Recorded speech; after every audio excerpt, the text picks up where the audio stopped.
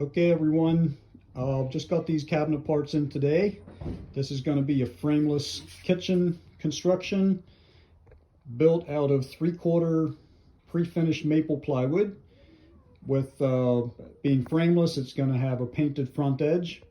So if you want to watch the construction of this from finishing to assembly to installation, the whole 9 yards, make sure to follow and subscribe, and make sure to follow and subscribe, and you get to watch the process from beginning to end. And if you like to have your kitchen built and finished, new cabinetry for bathrooms, kitchens, you name it, bedrooms, I can get custom cabinets built. The nice thing about custom cabinetry is we're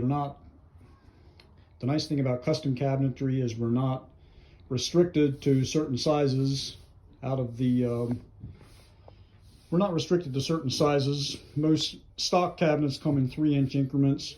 Doing custom cabinetry like this, we're not limited to that. We can build cabinets to the exact size of your space and make your layout workable for you. And basically, these are very high-end cabinets. They're 3/4 plywood construction. They're not particle board. They're UV pre-finished interiors. The outside the finished ends of these cabinets are going to be applied doors.